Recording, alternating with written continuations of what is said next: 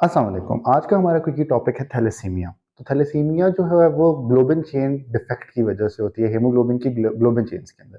Globin chains जो है वो दो किस्म की होती हैं एडल्ट हीमोग्लोबिन के अंदर, that is alpha and beta. ठीक है। अगर हम बात करें अल्फा की, तो अल्फा जो है वो 11th क्रोमोसोम पे होती है और इसकी 4 जीन्स होती हैं, और जो बीटा है वो 16th क्रोमोसोम पे होती है और इसकी 2 जीन्स होती हैं। अल्फा की पहली बात करें तो अल्फा जो है वो जीन डिलीशन की वजह से होती है और बीटा जो है वो पॉइंट म्यूटेशन की वजह से होती है।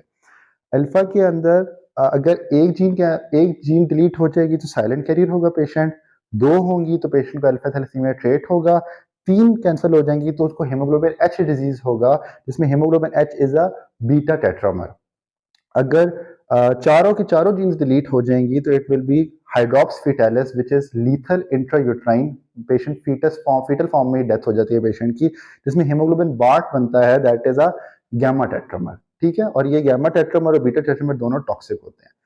अगर हम बीटा थैलेसीमिया की बात करें तो बीटा थैलेसीमिया में पॉइंट म्यूटेशन है, तो उसके अंदर तीन किस्म के आपको बीटा चेन मिलेंगी। एक मिलेगी आपको नॉर्मल बीटा चेन, एक आपको मिलेगी रिड्यूस्ड फॉर्म के अंदर, और एक मिलेगी एब्सेंट।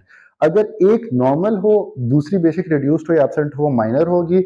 अगर दोनों खराब हो तो मेजर होगी, और दोनों को ओवरलैप करती हैं इंटरमीडिएट, डिपेंडिंग अपॉन कि कितनी अमाउंट ऑफ पॉइंट म्यूटेशन है और किस पेशेंट के अंदर हो रही है। ठीक है। इसके बाद अगर हम बात करें कि इसका मैकेनिज्म ऑफ एक्शन की थोड़ी सी भी, तो मैकेनिज्म ऑफ एक्शन ये है कि इनफेक्टिव एरिथ्रोपोइसिस होती है बीटा थैलेसीमिया में, क्योंकि ये जो अल्फा टेट्रामर बनता है बीटा थैलेसीमिया की बीटा चेन की एब्सेंस के अंदर, वो टॉक्सिक होता है and that damages erythroid precursor cells, जिसकी वजह से इनफेक्टिव एरिथ्रोपोइसिस होती है और कंपनसेटरी आयरन एब्जॉर्प्शन इंक्रीज हो जाती है to compensate for to make more RBCs. ठीक हो गया। अगर हम बात करते हैं मॉर्फोलॉजी की, तो जो माइनर्स हैं उनके अंदर सिर्फ हाइपोक्रोमिया और माइक्रोसाइटोसिस होता है एंड टारगेट सेल्स होते हैं। जो हमारे पास मेजर है उसके अंदर हाइपोक्रोमिया, माइक्रोसाइटोसिस, पोइकोएलोसाइटोसिस और एनआइसोसाइटोसिस होता है। पोइकोएलोसाइटोसिस का मतलब है शेप डिफरेंट होती है सेल्स की, और एनआइसोसाइटोसिस का मतलब है कि साइज डिफरेंट होता है। ठीक है। बॉडी के अंदर क्या चेंजेस आएंगे? 4 चेंजेस आएंगे। मेजर दो हैं, एक एरिथ्रॉइड हाइपरप्लेजिया होगा जिसकी वजह से बोन मैरो एक्सपेंशन होगी and that will result in skeletal deformities through out the body. दूसरी चीज है एक्स्ट्रामेडुलरी हेमाटोपोइसिस, जिसकी वजह से स्प्लीन और लिवर जिधर और बन सकते हैं ब्लड्स वहां पर बनेंगे, और उसकी वजह से स्प्लीनोमेगाली और हेपाटोमेगाली हो जाएगी। इसके अलावा दो और चीजें होंगी, दैट इज कैचेक्सिया, जिसमें बॉडी वीकनेस हो जाएगी क्योंकि सारे न्यूट्रिएंट्स एरिथ्रॉइड प्रोजेनेटर्स ले रहे होंगे, और साथ ही साथ हीमोसिड्रोसिस, दैट इज आयरन ओवरलोड। ठीक है।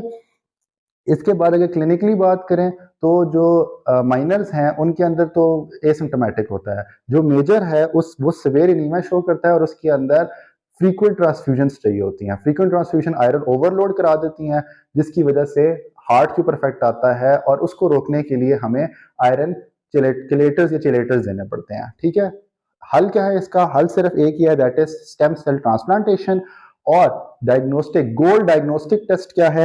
Haemoglobin electrophoresis. उसके अंदर आपको डिफरेंट हीमोग्लोबिन की चेन्स नजर आ जाती हैं, जिससे आपको पता चल जाता है कि कौन सा थैलेसीमिया है, हीमोग्लोबिन एच है, बार्ट है, कौन सा है।